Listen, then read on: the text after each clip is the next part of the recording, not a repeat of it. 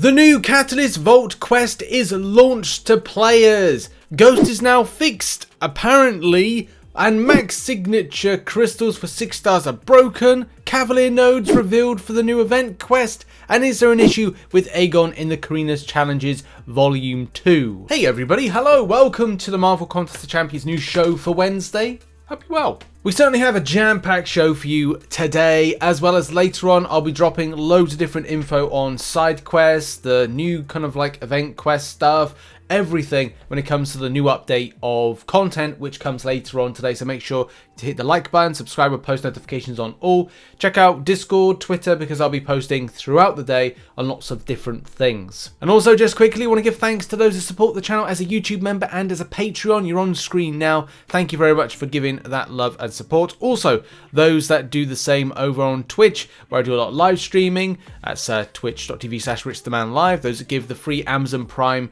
Twitch sub, thank you very much for doing that. Also those that give tier 1 subs, tier 2 subs, bits and donations, thank you very much, and I'll see you very soon for a live stream. In micro news, so we're doing a few micro stories to begin with, is that Ghost. Now I know we did say on Tuesday that it seemed to be a problem when many players were kind of going like, okay, well, they got the update, it worked for a moment and then seemed to revert back, especially with PandaMan Pete, who I saw on Twitter, who is a prolific user of Ghost, or was very popular, known for playing Ghost, did find that there was some issues. So the recoil issue, which we've been covering on the channel for a large amount of time, but it did seem like to the latter point of the day that something was improved or working, and it works. Like it just started working. So at the point of like when I recorded that video yesterday, is it yesterday? God, time, or Monday, or whenever. It does seem that was very quickly kind of worked upon, as well as a few other things as well. There was some description or text bugs that with Psycho Man and with I think it was somebody else, Guillotine, and that wasn't kind of like sorted out until later on. So everything should be working right now. Also, another micro news coverage, and that is about max signature crystals. So I saw a player on March 7th, so when the update came in, saying that from the in-game message we received 3 hours ago, 6-star max signature crystals should have already been live, already updated, the game just opened, and already 200 sig Warlock and no max signature on the pull screen. Did I misunderstand? Blah blah blah blah. And Kabam Mixon, do you remember when you got the Warlock to signature 200? I'll report it. Blah blah blah. Not exactly sure when I got hits 200 sig, but it was probably around a year ago. So yeah, any case, like further update. Alright, found the cause of the issue. It looks like there was a short period of time that the crystal was not live for when this started, and are working fixing it. Anybody that missed out on the crystal because of this issue will get a missing crystal. We send out the comp for recent dupes on max dupes. So yeah, anybody that I think is like, if you duped the champion in the past, you will get it. So yeah, there's that's going to be like worked into and got for players. So that kind of explains that if you're kind of going, hey, I 200 signatured a 6-star, where's my max signature crystals? Well, they're going to be coming soon for those that have 200 signatured a 6-star champion. Now onto something very exciting. Now I've been looking forward to this ever since it's been announced, and that was the daily class catalyst quest, which is then going to be completely reworked and start off as something fresh and new, which I love it when they do this stuff, when they kind of innovate and they kind of bring together different things and they kind of use antiquated type of built quests and make them better. And this daily class quest was meant to do that, this new Crystal Vault. And people were wondering, as well as myself, I think it was like Monday or Tuesday time when the update came in, like where was it? Where was it going to drop into? And yes, it is still coming. And to the point of recording this video, as in it's just gone live, because I record this early on in the day, UK time, is indeed there, the Crystal Vault. Now, I will be doing a full video on this. I'm not going to be doing this in this kind of like this new segment. I want to do a full video as to like whether or not I feel this is going to be of value, especially for players.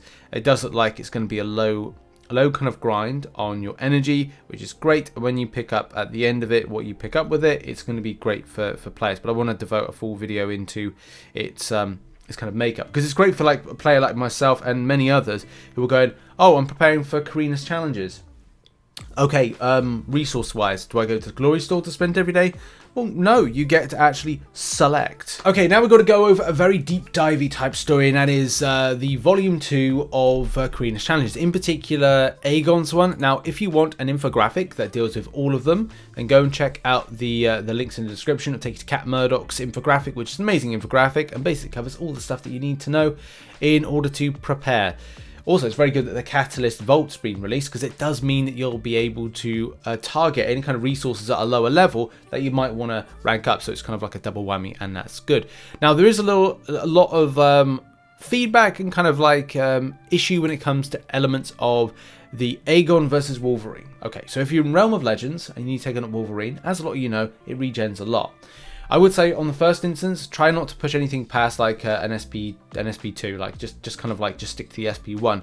As a lot of you know, when the champion builds up to 3 bars of power, he regens more consistently. I think the right word to kind of cover that is.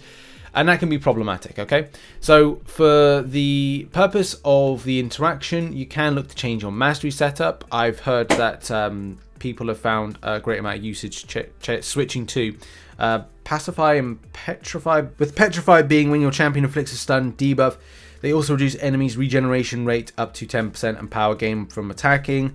There's also Pacify, which is whenever your champion inflicts a stun debuff, they reduce enemy ability accuracy by 10% for duration of stun.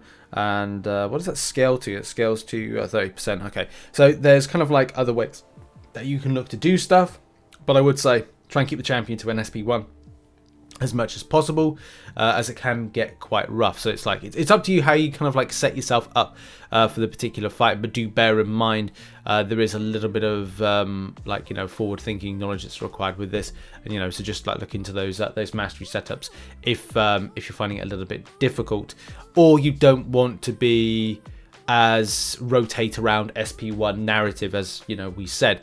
That's something to mention right there. But I have seen that even in part of the ability of Aegon, and people have mentioned this to me, that there's something to kind of watch out with the extent of his ability accuracy reduction. So if you go to the combos, and right at the very end, 500 hits. Critical hits cause opponents to suffer minus 100% reduced defensive ability accuracy for Aegon's next hit.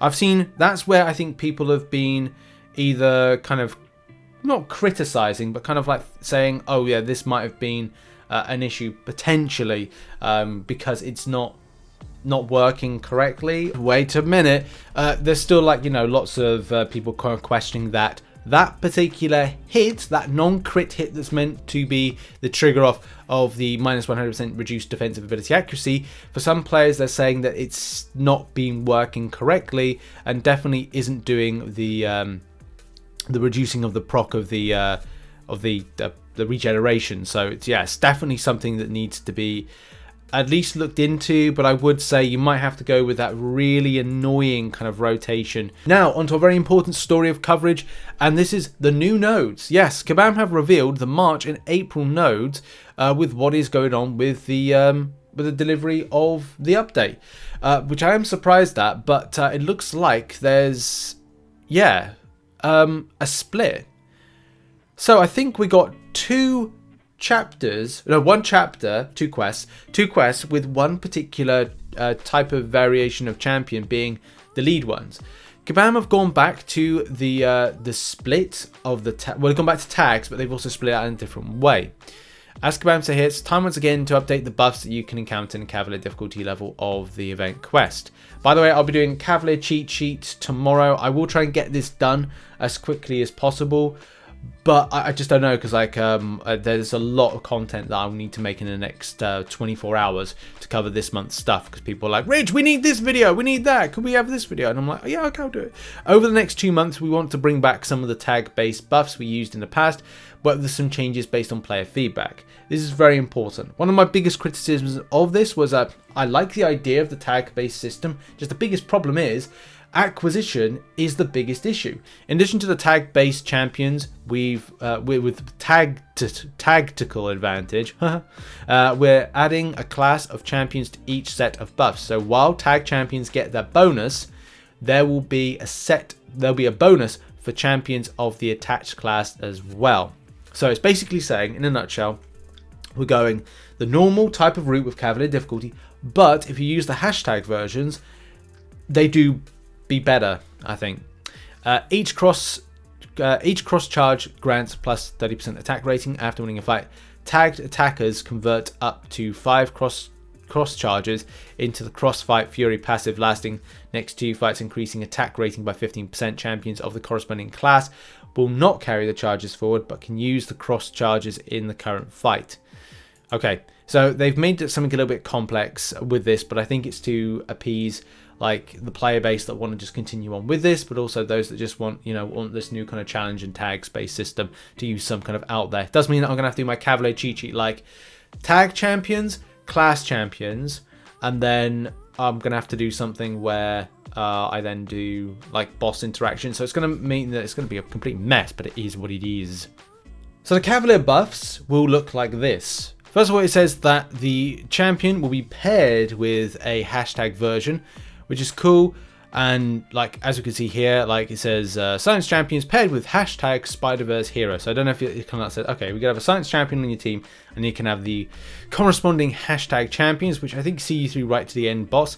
So you can get some good stuff from the damage potential. Science champions can now gain evade charges when they knock the defender down and earn cross charges when they evade via the buffs Sidestep, Strike, and Furious Feint.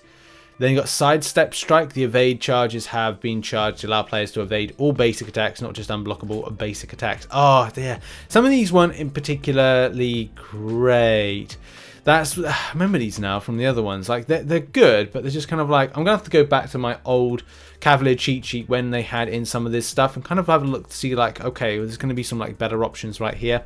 I need to experiment really. And I think I'm going to have to concentrate on getting that Cavalier cheat sheet out as soon as possible, especially considering some of these kind of like interactions are just kind of bleh. In any case, there's the full read up of this can be found in the description down below. You can take you over to here.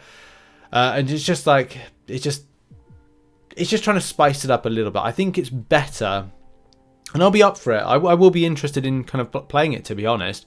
But yeah, I know there's probably will be some players a bit unsure about it, but I think this will be quite fun. I think this will be nice to go because it's paired with, as opposed to like, you know, before where it was like, oh, you have to have the hashtags. It kind of slowed down the progression. This was December, I want to say. December time we had this out, the hashtag versions. Also, on the subject of filtering tags, like apparently that's in the works. Command Maker says that it's going to be the April. He thinks April is going to be the release of something like that, because that just would be really handy to kind of filter through the tags. And it's kind of cool to say like, okay, well this time we're going to have like the champion class, and then the hashtag champion in the team is hopefully then going to give some benefit. As I said, like it's probably best to see this in action later on when content is made. Now we move on to our final story, which is about arena predictions. Now, here's the thing, right? We've got to be very serious. There's 2 very key champions to get in the arena. One of those key champions is Kitty Pryde. She is current meta. I mean, She-Hulk has always been current meta. But here's the thing.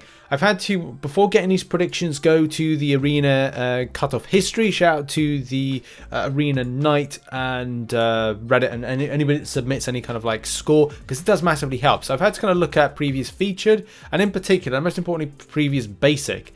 And this is where I've come to my predictions. So under the philosophy of the extent of popularity, and as well comparing with a previous featured arena for the likes of Sentinel and other kind of very usable champions, I'm going with 80 mil for the 6-star She-Hulk, 30 mil for the 5-star She-Hulk, 6-star Kitty Pryde. And this is where things get really serious, and it's annoying to kind of say, okay, I predict 80 mil, but you have to be realistic. If you go back to previous cutoffs of the likes of Hercules, Spider-Man 2099, Spider-Man 2099 in the basic went 72 mil. So that just gives you the idea and the extent of grind. I get accused, you know, so many times. I've seen comments, I've seen things on the forums about people like myself inflating the predictions. But here's the thing, that's what happens. I don't have to say anything, and it always goes the way it goes. People have their grind habits. If you've got a problem with what happens with the results, sadly, this is the extent that we're living in, people. This is the extent we're living in, where a basic champion like Penny Parker recently goes 67 mil, and the likes of Hercules, which is a very popular character, went 97 mil in the basic at the start of the year. So sadly, it is what it is. I don't think I have any kind of input of how people are going to go out to grind arena, because people know what they're going to grind, and it is always what it is. But that has been the show. Thank you very much for watching. Make sure as well to check out some other content which is located on screen. We've got lots of content to drop today as well, so look forward to that, and I'll see you in the next video whenever that will be. Cheers everybody, bye bye.